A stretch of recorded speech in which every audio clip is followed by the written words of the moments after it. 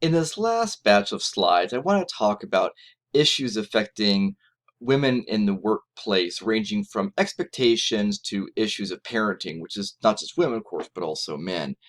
So this is what I call glass offices. That's not actually what it's called, but there are three concepts I want to talk about here.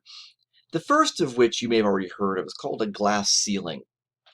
And glass ceilings, if you were to sum them up as anything, it's sort of like it's somebody's basically saying that's enough. Like you've gone far enough. So the metaphor of the glass ceiling, in case you didn't already know, right? It's the idea that we tell people, all people, you can advance as far as you like. And so the men go advancing right on up. And the women find that when they look up, they don't see a barrier, but they never seem to go any further. They sort of stop. They sort of bump their head up against something and never quite go further, right? It's a glass ceiling. So there it is. They're told the sky's the limit. There's nothing technically that says they can't advance, but yet they never quite seem to go any further, right? So that's a glass ceiling. It's practices and assumptions and various things that just keep women from advancing beyond a certain point. It keeps them usually from upper levels of influence. So that's a glass ceiling. Continuing the metaphor, a more recent idea is that of glass walls. And if I were to summarize this in any way, I would say, stay in your lane. And I use that notion of lane. By the way, this is not technical, and you don't have to write that down at all. You have to know what glass ceilings and walls are. There's another thing to talk about as well, but these little quippy things after you don't have to, hold on to if they don't help you. It's the idea, though, that what happens is women are often put into positions or more likely than men, I should say, to be put into positions in the workplace that will never allow them to advance into upper administration, right? So, for instance, let's say you have this large firm that does its PR, its medical supplies, I don't know what it is, right? If a woman is placed over, say, doing something like accounts payable or payroll or HR, those are the sort of jobs where you can advance within those areas so far. You can advance up in the accounts payable and receivable.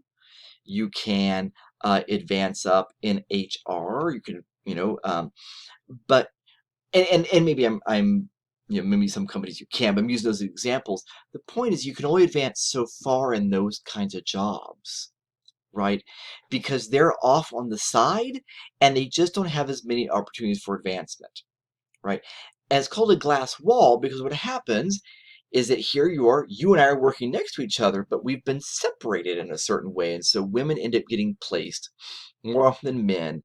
Women report that we find, women are placed in tracks that in the company do not lead to upper administration and management. And men are more often put in those places that will lead to upper administration and management. This is different from glass ceiling. A glass ceiling is, she can keep moving on up, but for some reason she never quite get promoted. Women don't seem to really get promoted past, junior VP, right? They never seem to get promoted past that, or they never even quite get that far. They never quite seem to get to being named partner versus being partner. They never quite get that far. That's a glass ceiling. But a glass wall is that they're put into a track, so that's not even going to ever be an option for them, right? It's not that they, for some reason, never get advanced those places, which is the ceiling, but it's a wall. They're just put in a track where they'll never really quite get to those places. Think about at the university, for instance, many of the support positions at the university, administrative assistant, executive aides, and secretary. Those are two different classifications, secretary and executive aide. Those are usually positions held by women, and you can advance in there until you become sort of like an office manager sort of thing. But you're never going to advance up into upper administration. That's just never going to happen. Whereas I've seen men, not academics, not professors, move into positions, and by the way, men without doctorates, I'll say, move into positions that have allowed them to move pretty high up into the president's office there, because that track allowed it. They were, the guy doing special operations or whatever in some very junior position and was able to keep moving up and up and up. Well, she starts out as the executive aide. She can't go a whole lot more further than maybe up to being like an office manager, which will never be the same classification as becoming, a title like special assistant to the president. So that's I'm thinking about again about our university. So those are glass walls. They're just tracks that end short, which is different from a glass ceiling, which is just for some reason never quite moving women up beyond a certain level. Right? And the last notion of glass here is the glass escalator. This is a concept that comes from Williams, who's a sociologist, and there's been work on. For instance, I saw a piece. I was researching this again from business management. Some research is supporting this as well. Glass escalators is more of a right this way, right? So you think about what an escalator is, right? And by the way, an escalator, what a great word that is. A thing that escalates you, right? That raises you up, right? It's like a perambulator sort of thing. Anyway, so an escalator is a thing where you just stand still and you get moved up. That's what an escalator does, right? You stand still and it's like you're walking upstairs, but you make no effort and you just go up this flight of stairs without any effort at all. Well, it is a glass escalator because, again, it's invisible.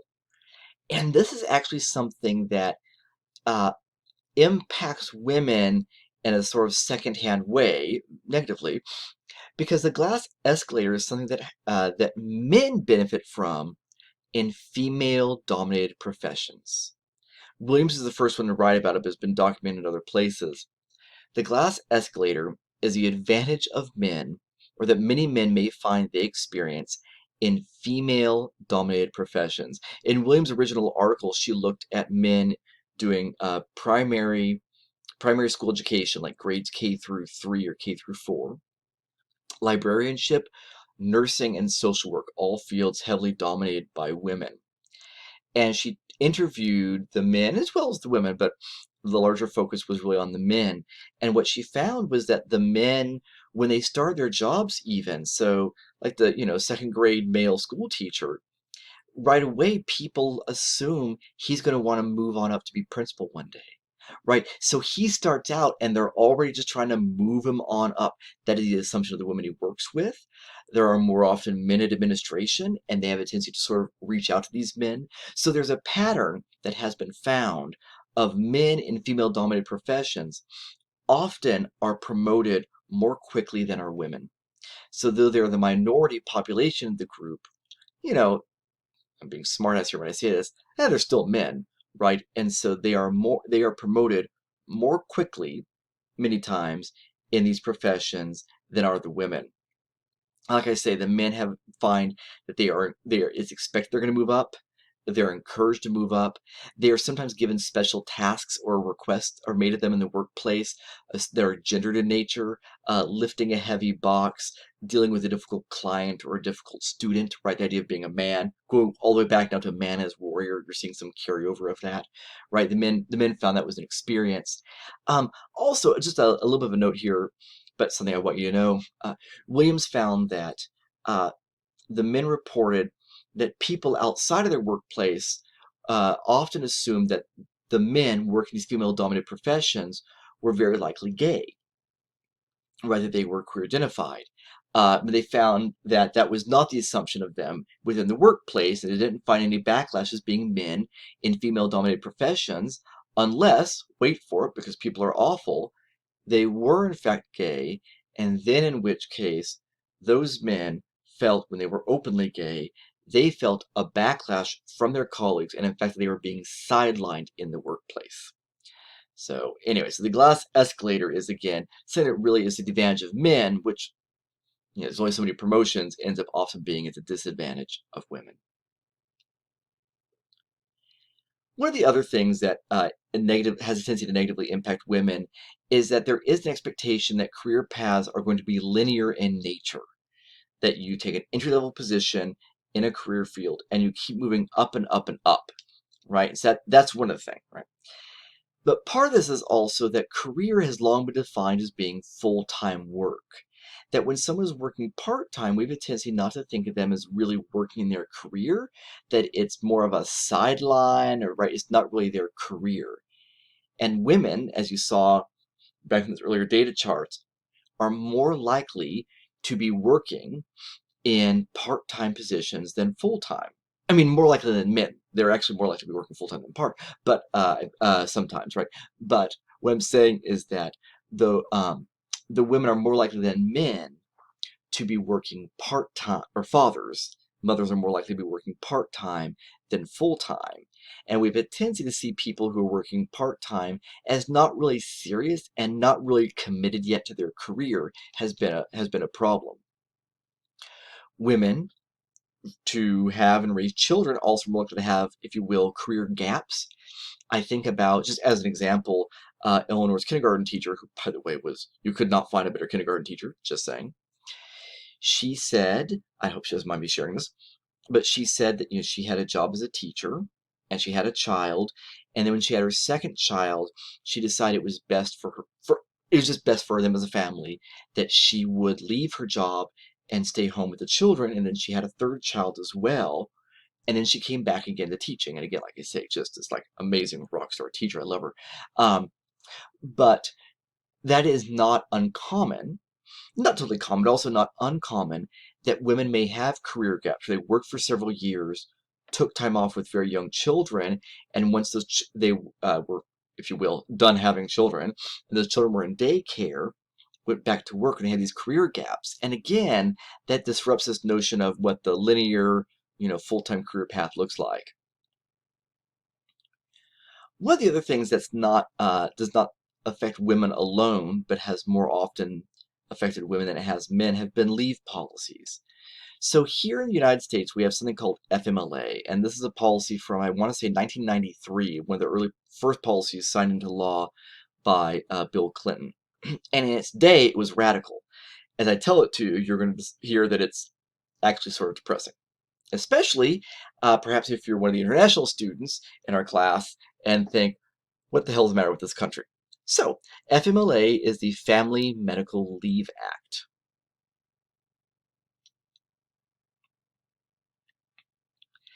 And here is a quick outline of the Family Medical Leave Act. I'm not going to spell these points out, you just need to track along with notes. So the Family Medical Leave Act gives a person protection to leave their job and be able to return to their job for medical reasons. Their own health, the health of their spouse, or their children. And I can't remember if parents are protected. Siblings are not, but I think parents are. But admit, I'm not sure. Right? It allows you to take off up to 12 weeks for, something that's a qualifying event, as they say. You have some sort of surgery, and therefore you can't return to work for 5 weeks. You, male or female, become a parent by adoption or birth. That's accepted under Family Medical Leave Act. And it's 12 weeks of leave in a year or its equivalent. And when I say 12 weeks of leave or its equivalent, for instance, 24 weeks at half-time is the same as 12 weeks of full-time leave, right? So you say, well, because of whatever, I can only work half weeks for 24 weeks as opposed to taking off the full, 12 weeks full-time, right? Family Medical Leave Act. Well, that doesn't sound so bad. Okay, well, here's the first thing. This does not provide any benefit. It only provides a protection. This does not provide or guarantee or require any pay, even disability pay, because you're still working a job. So anyway, while you're on it, it merely says that when you, for instance, as this often affects women, but men as well, if you leave your job for, we'll say, just 8 weeks to have a child recover and be with the child, because daycare usually won't accept children under 6 weeks of age, which is probably best. That if you need to if a woman decides to take 8 weeks off after having a baby, FMLA says that when she's, after 8 weeks, she can return to her job, and they can't have fired her for that. Well, I'll get to something else about that in a second. They can't have fired her for it. But it doesn't say that they have to pay her a single dime during that time. Now, she, or he for that matter, is allowed to use up banked sick leave. Any sick leave they've saved up they can use during that time. But it does not require their employers pay them a single red dime or pay them any benefits. And in fact, if they want to keep their insurance benefits and they don't have any medical leave saved up, they will have to write a check to the company to cover the company's portion of their insurance so they can keep their benefits while they're on leave. So that's what the Family Medical Leave Act provides, which is actually something because we used to not even have that. By the way, Family Medical Leave Act only applies when you have worked for an organization for at least 12 months. It only applies when you've worked for an organization for 12 months as a full-time employee. And it only applies when you've worked full-time in an organization for 12 months that has a minimum of 60 employees. If any one of those things is false, you are not protected under the Family Medical Leave Act. If you are a part-time employee, you have no protection. If you've only been in your job for 8 months and you break a limb and are out of work for a few weeks, you have no protection. Right? And also, if you've been there for 8 years as a full-time employee, but there's only 25 people on staff, you do not have protection. But you got at least that much. That's all we have, and in about 27 years, it hasn't gotten any better. Okay. One of the issues as well about leave is there is a concern that parents have. Often, parents, what we're going to focus on here is parents, a concern they have, which has been sort of found to be true, of an effect on organizational citizenship. When one takes time off, especially for the birth of a child, there is sometimes question within the organization about how committed that individual is to the organization. How good of an organizational citizen are they? As I say, this majorly impacts working parents. So one study, for instance, from 10 years ago or so, found that parents applying for jobs, right, just as people who are just applying for jobs and it's known that they're a parent or it's discovered that they're a parent or thought they're a parent, right, they may be, in some circumstances, they may actually be seen as less committed. And I say may because this particular study was done asking undergraduate students to rate applicants and employees. And so it may not hold up as well once you're in the actual workplace, or once you get into more of a field as opposed to a lab setting, right? Because if you're just talking to students who aren't in the workplace so much yet, it's more of a hypothesize, so more of what we call lab setting. Anyway, so parent applicants are actually likely to be seen as less committed employees, just from the get-go, seen as less committed. There's an especially harsh view of women by women and men by men. So it's not that women were held to a more harsh standard on this point, by the way, than men or vice versa. But in fact, women had a tendency to be a little bit harsher critics of women and men a little bit harsher critics of men, which is a pattern that will pop up a little bit again later. Right? Parents in the same study may also be seen as less available, like be able to work being able to work fewer hours than those without children, right? And also less agentic, that is, less able to make decisions for themselves. And it's true, I will say, as a parent, I am sort of confined in some ways the decisions I can make because of my kids. Now, I know some people with kids, male and female alike, and they really sort of push on ahead and they just make it work on the side. Like whatever it is, I'll just figure it out later, and they act in very sort of agentic ways. But yeah, but parents then are seen as being less available and less agentic, which, as you might imagine, often negatively affects women more than men, right? And in fact, when it comes to evaluating the applicants, mothers as applicants have a tendency to be held to a higher standard than fathers, right? So looking at the applicants for jobs and also applicants for promotion. Right, so applicants for jobs and applicants for promotion. Mothers as applicants were held to a higher standard than fathers. And in fact, fathers had a tendency to be held to a lower standard than non-fathers. They sort of cut the dads a break. So the dads were given cut slack when being compared to moms, and dads were being cut slack when they were compared to men who weren't dads. So in this moment, we're seeing it sort of working out for men in the way that's also hurting women. Another issue about working parents in terms of how they're being seen is when women have children, according to one study, they're sort of damned either way by their peers, right? They're damned if they do, and they're damned if they don't in terms of taking time off. So, if women take leave from their job for children, this is a study from 2017 by Morgan Roth and Heilman, they were seen as being less committed to their job, right? If women didn't take leave, right, because of, say, a sick child or to be with a young child, in that same study, they were judged as being less committed to their family. So that's nice. I'm hoping if I listen hard, I can hear somebody out there moaning in anguish or screaming because this is so freaking annoying. Okay. The maybe not so bad study from 2003, so actually earlier than this, Wayne and Cordeiro, they looked at a student sample. Now, this first study here, this Morgan Roth and Heilman, was looking at people in the workplace. I think the average age was 35. This study from 2003 was looking at a student sample. So it's tough because on the one hand, it's not people who are working yet, but also these are sort of, if you will, future employees of America. You know what I mean? So who with time, little by little, are going to be taking over the ranks. And these are people who felt that women taking a 3-month unpaid, of course, because that's what FMLA is, essentially, is 3 months unpaid leave for a baby, was seen in a positive light. Yeah, that seemed perfectly fine. Women taking 3-month unpaid leave for having a baby seemed perfectly good and reasonable, but they weren't so sure about men doing it. Right, so they actually were sort of more critical of men for doing that same thing, let's say for the birth or adoption of a baby. But if a man or woman, by the way, woman or man, was taking time off to care for a sick child, like I got to be off for a week because my kid has, I'm trying to think of things that have kept my kids out of school for a week. My kids before have had the flu and been out of school like for a week, or my daughter.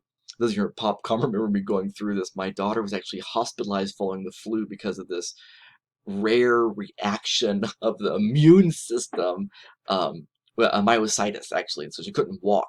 But she's fine. It pushed fluids and she got over it. But anyway, so men taking time off for the birth of a baby is sort of like, they look down on that.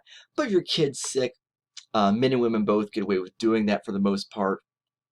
Like I say, true for, also it's true though, for the true that is a men getting the frowny face. So men get a frowny face if they're taking time off to care for a parent. So if I were to say, my mom broke her hip, by the way, my mother hasn't broken her hip yet. She has had to have one replaced. But anyway, if I said, my mom had her hip replaced, I got to go and sort of spend a week with her and take time off for that. As a man, I would be judged for that. If my wife said she had to do that because her father fell and broke his hip, people would be pretty okay with it. So men and women, and that was just this one study, so men and women get judged in different ways for different things in terms of taking the responsibility of parents or of children, but even also of their own parents.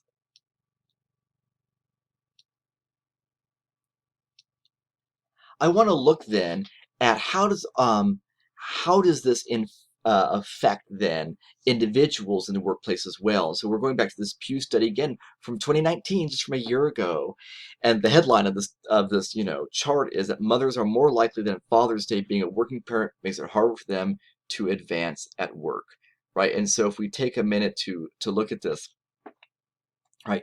So there was 10%. Who of all parents felt that actually being a parent made it easier for them to advance, 11 for fathers, 8 for mothers. But for fathers, 39% said it made it hard, being a parent made it harder for them to advance, right? 39%, half said made no difference, 39% it's made it harder for them, which is no number to sneeze at, but women had it harder still. And this is the case of, men have it bad and women have it worse. And so there is this thing about, it is a barrier for both, but for women more than for men. But then if we look here at the percent of employed parents' children younger than 18, saying being a working parent, is it makes it harder or easier or no difference in them being a good parent. You see, by the way, that mothers and fathers give pretty similar answers to that being a working parent actually makes it harder for them to be a parent. Yeah, and so it's tough. Here you have people being judged by their colleagues for taking time off from work, and they're dealing with how that also affects them, the advancement of their career, and also how their job impacts them as parents. It's just really sort of tough all the way around. And one of the things that we're also seeing in terms of the impacts on working parents is that this is a report of fathers and mothers who said they've had to, as by having a child under the age of 18, right? So having a minor, um, have had to reduce their working hours. 44% of men have said that, but it's then 54% of women have. So again, a case of it's bad for men, it's worse for women, right? Feeling they couldn't give 100% at work, 43%, 51% for women. So it's even worse for women than it is for men. And you'll see here that 15% of men felt they had to turn down a promotion related to issues of parenting, right? Just like that job be a promotion, but it would require time or travel or whatever I just can't do because of my children. 15% of men said that was the case, and 23% of women said that was the case. This number, I'd like you to stop and think about for a moment the fact that, or think about the difference of those 8 points, which you see, right? You see 8 points right up here again, actually, right? So 8 points. But here, that 8 points is half again more. So it's only 8 points, but it's also 50% worse. So it's a little bit of a problem for men, and it's like a quarter of the women saying that. So it's a little bit of a thing for men, and it is again worse for women, right? And this is repeating some of the data we have on how people have said they feel about their colleagues taking time off.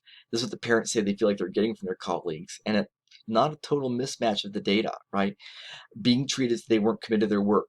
20% of fathers, 27% of mothers. Being passed over for an important assignment, right? 14% of dads, 19% of moms. Being passed over for a promotion, 13% of men, 19% of women. And again, look at something like that right there. That 6 point difference means it's half again worse for women as it is for men. Men have it bad and women still have it worse. So that's where we are with parents. And so it's not, again, strictly a gendered issue, but we do see some sex gendered patterns emerging. And it's just at the moment, it is a reality I have to work with, in part based on the fact that we don't have paid parental leave for the birth of a child and care of a sick child or parent as well. But anyway, so there's just this is something just to be aware of that very much impacts men and women both in the workplace.